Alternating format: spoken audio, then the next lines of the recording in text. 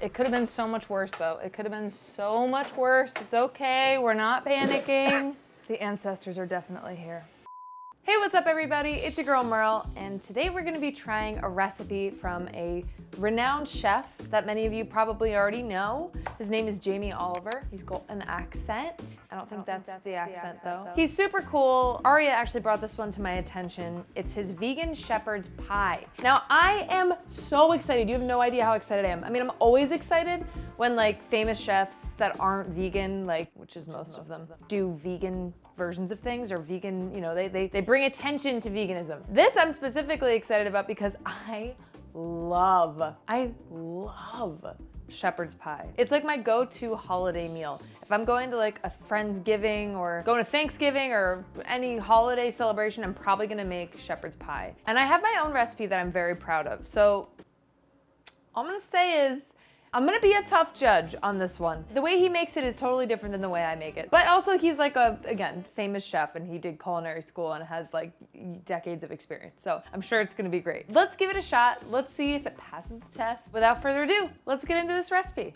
Okay, so the first thing we're gonna do is we're going to take some rosemary. Fun little trick with rosemary. You can take a sprig like this and you just like pinch the top of it, and then you take your little pinchers and you just drag it down and you get them off. So we're gonna take the rosemary off. We're using fresh rosemary, which because, you know, chefs love fresh herbs. Oh, it smells so good. Rosemary is my favorite herb. I always have said I wanna have rosemary bushes in my yard someday when I have a house. Catch a breeze of that, nothing like it. It's amazing. All right, I think we got more than enough. Let's leave this, and then I'm gonna take the rest of my rosemary and I'm gonna put it in a cup with some fresh water and put it in the fridge to keep it fresh. Okay, so now what we're gonna do is we're gonna take our rosemary and we're just gonna chop it up. We're gonna break it down a little bit, and what we're gonna do is we're gonna kind of infuse our olive oil with this rosemary flavor,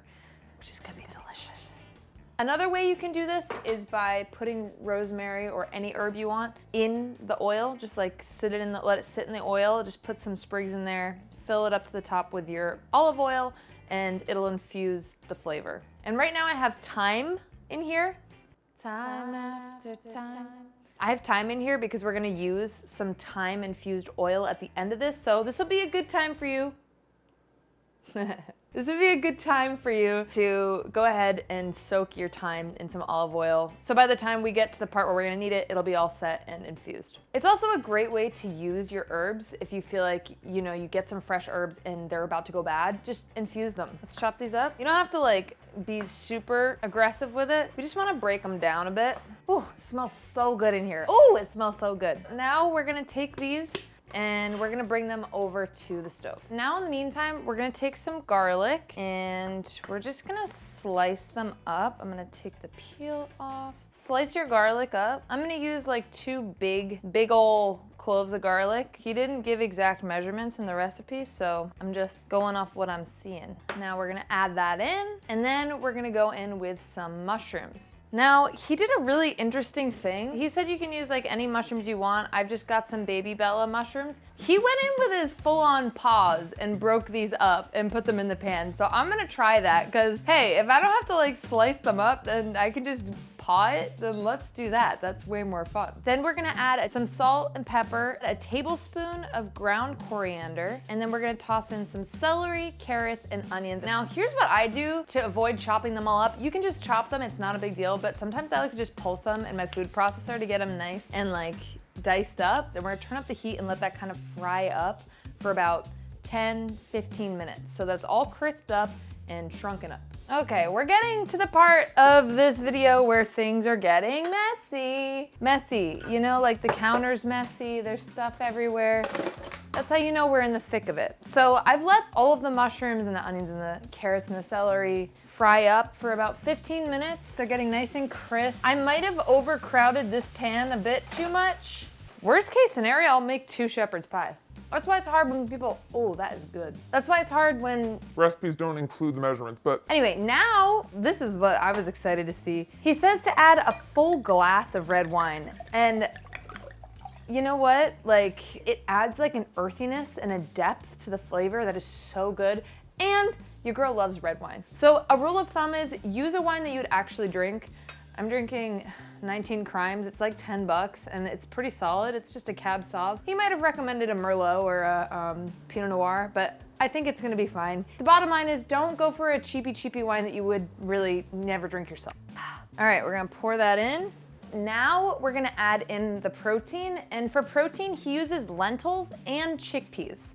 So this is a lot. There's a lot we're putting in this pan. I'm gonna go ahead and add in the lentils, the chickpeas, and I used about a can of each. Mix that up. Then he adds in about 2 cups of vegetable stock. Now he made his own vegetable stock, but I couldn't find Marmite. So I'm not gonna make his, but his looked really good and interesting and different. So if you wanna make his version of his vegetable stock, which looked delicious, honestly, I'll include a link to the original video in my description. I'm just using plain old vegetable stock that I have already. I'm gonna add that in, stir that up. In the meantime, I have some gold potatoes boiling for the mash on top. And then this was something that was super interesting. Listen, I'm Irish. My name is Merle Shane O'Neill. Merle Shane O'Neill. I know Merle is French, but Shane and O'Neill are very Irish. This, I'm pretty sure it's not included in most of the recipes for shepherd's pie that I've ever seen. We're using sun-dried tomatoes, because that's what he did. Seems a little funky, but I'm into funk, so let's give it a shot. I feel like I can feel Irish ancestors screaming at me right now. Can you see them? Are there just ghosts spitting at me right now?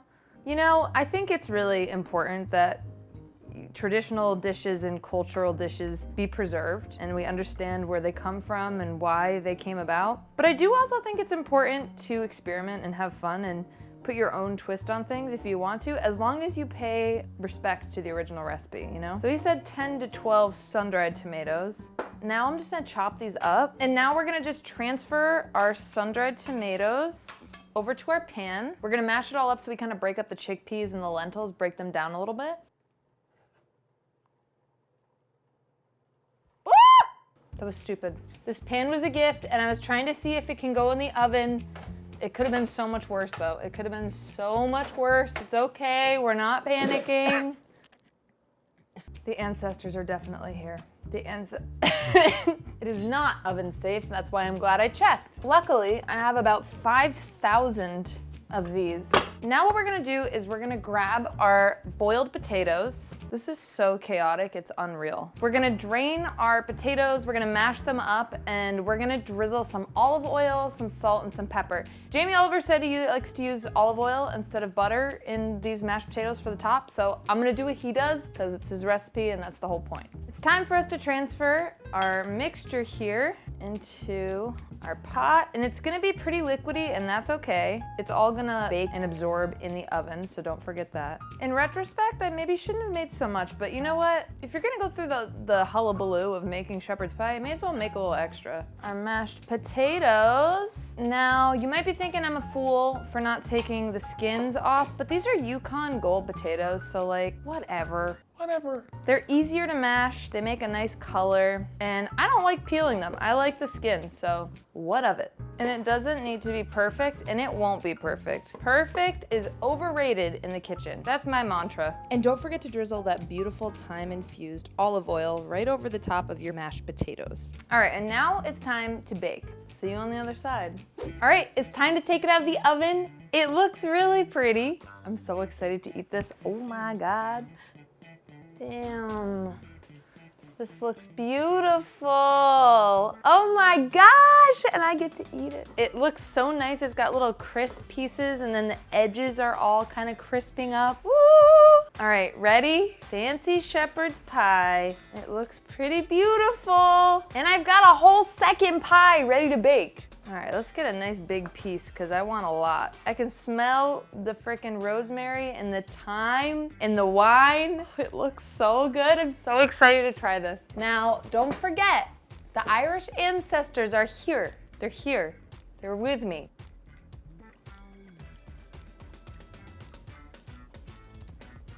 Wow. I thought the sun-dried tomatoes would be overwhelming, but they perfectly complement it. With the wine, it gives it like an earthy complexity. This is really tasty. I think I'd like to have a middle ground of like things I like from my recipe and things to take from this recipe, the chickpeas and lentils are really nice. It's obviously a more healthy way to go and a more affordable way to go. It doesn't have the same meatiness that like an Impossible or Beyond Burger would, but it's better than I thought. I didn't think chickpeas would be able to stand in. I think I would still probably add fake meat. That said, this is delicious. The fact that I have 2 of these, I'm really excited about it. It's a little bit lighter than the shepherd's pie that I normally make for myself. I mean, this is like pretty healthy, honestly. And you don't normally get that with shepherd's pie. It's delicious. I would give it an 8 out of 10. Good job, Jamie Oliver. I hope you guys enjoyed this. You definitely should try it. It's really, really good. It's a little bit of work, but it's really not that bad.